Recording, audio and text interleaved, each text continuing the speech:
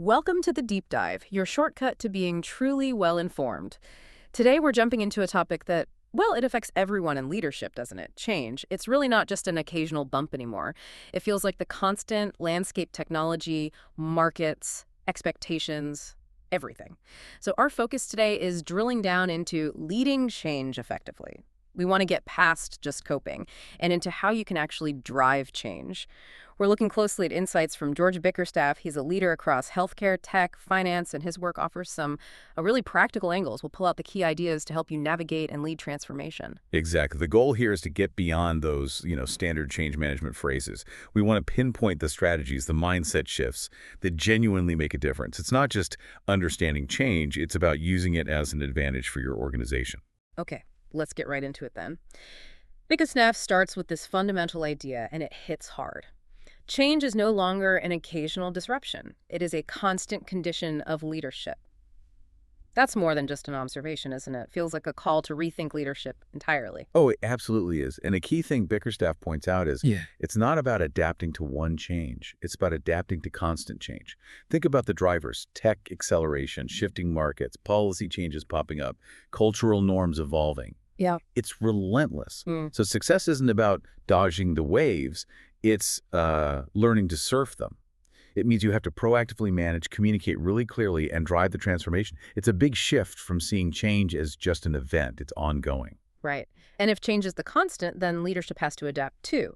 Bickerstaff talks about needing empathy, clarity, agility, sustained engagement. It's a lot for leaders, a mix of big vision and, well, day-to-day resilience. It is demanding. And Bickerstaff often brings up that quote from JFK, which really nails it. Change is the law of life, and those who look only to the past or present are certain to miss the future. That's not just, a nice historical quote. It highlights the urgency. Leading change isn't just a nice-to-have skill. It's about survival, staying relevant. Leaders have got to be ready to evolve their strategies, sure, but also their own mindset. That makes total sense. Okay, let's dig into the human side now, because Bickerstaff has this really compelling point about emotion and loss. He says leaders often miss the specific type of loss people feel, status, routine, maybe even identity, and that dictates the resistance. It's not just people are emotional, it's more like they're grieving this specific thing. How does understanding that level of detail help? That's such a crucial distinction. Bickerstaff really hammers this.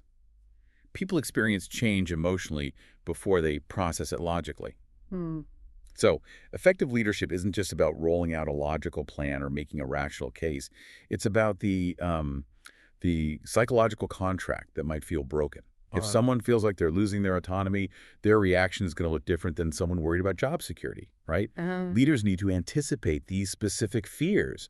Fear of the unknown, fear of not being good enough, fear of being left behind, and actually creating space to acknowledge these different emotional responses instead of just brushing them off as irrational. That's what builds trust. Okay, so anticipating the different kinds of emotional impact, that's key.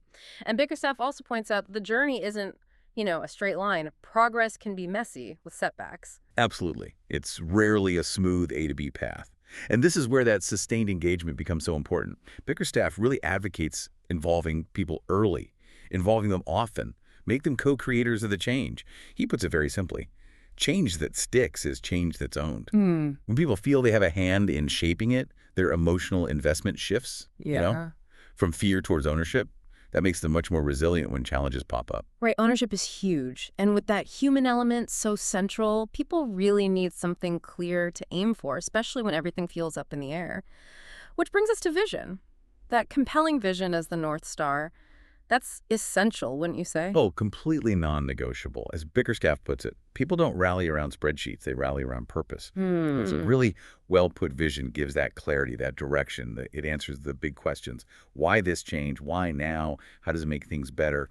Without that clear, inspiring vision, change just feels random, like disruption for disruption's sake. That's a really strong point. But, for some people, especially maybe in finance or operations, the spreadsheets are kind of the language of purpose, right? They connect directly to performance.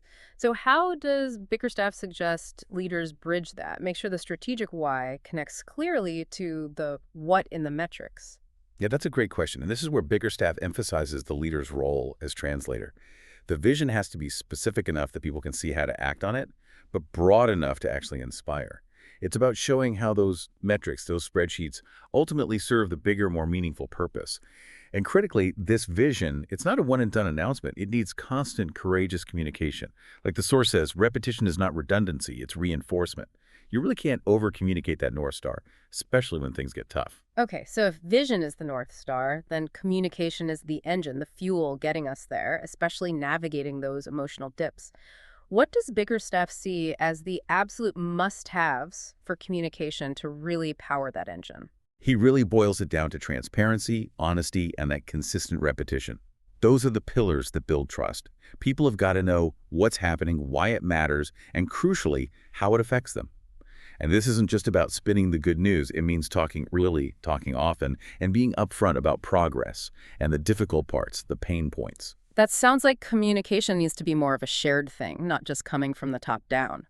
How does Bickerstaff suggest empowering others, not just to echo the message, but to actually model the new ways of working, maybe through things like cross-functional teams? Exactly.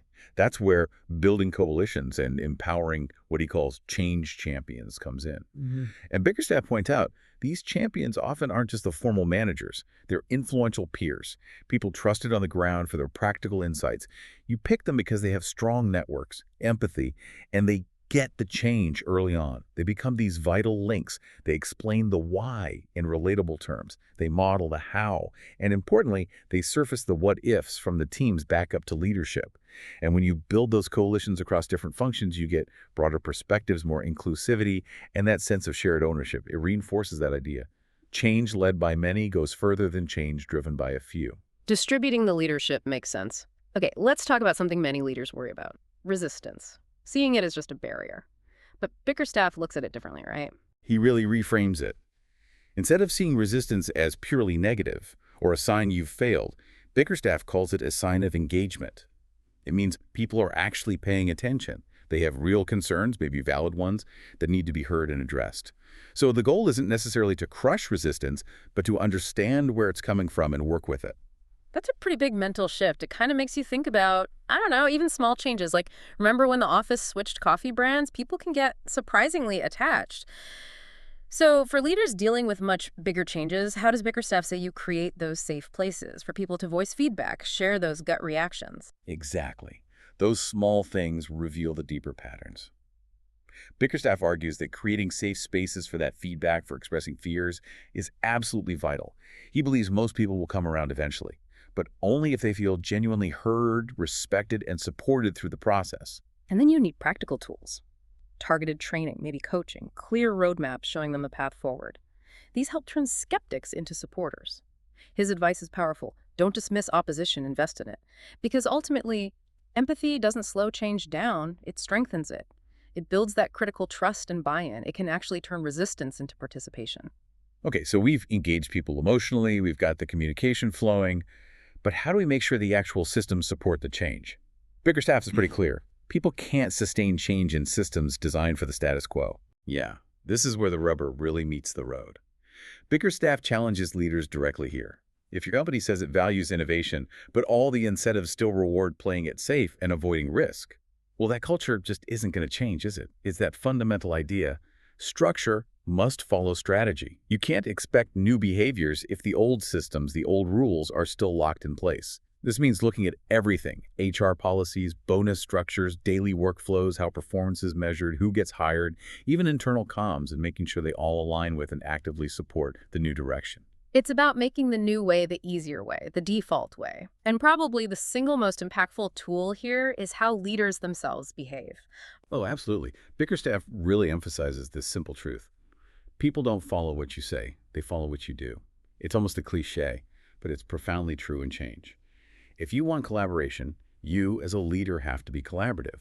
If you preach transparency, you need to be open, even when it's uncomfortable. If the goal is innovation, leaders have to show they're willing to experiment, take some risks, and importantly, be okay with occasional failures. Leader behavior sets the entire tone. It builds credibility, or it shatters it, especially during tough transitions when everyone is watching closely. That authentic, visible leadership, that's what builds trust and gets people committed. So true. Now, we've all seen change efforts kick off with lots of energy, but then fizzle out? How do we keep that momentum going? And related to that, what should we actually be measuring to know if the change is really sticking? Yeah, that post-launch stall is common. Bickerstaff warns about it. Many change efforts stall after the launch phase. Keeping momentum requires deliberate, ongoing effort. Things like celebrating successes, telling stories, and measuring progress strategically. It means actively looking for and celebrating those early wins, no matter how small. Publicly recognizing people who are contributing, sharing stories about the impact the change is having that builds confidence. And for measurement, the focus shouldn't just be on activity, but on what truly matters. Are behaviors actually shifting? Are engagement levels improving? Are we seeing the performance outcomes we aimed for, linked back to that vision? Regular evaluation, using both hard data and softer qualitative feedback, is crucial. And you need to be willing to tweak your strategy based on what you're learning. As he puts it, measurement should inform, not punish. The goal is getting better. Learning as you go that creates a culture of learning which fuels the change, not chasing some impossible perfection. Okay, bringing this all together then. The real aim isn't just getting a change done, it's making it stick, institutionalizing it. What does Bickerstaff really mean when he talks about change becoming a new identity? It means weaving the new ways of thinking and behaving so deeply into the fabric of the organization, into its DNA, that they just become normal, automatic.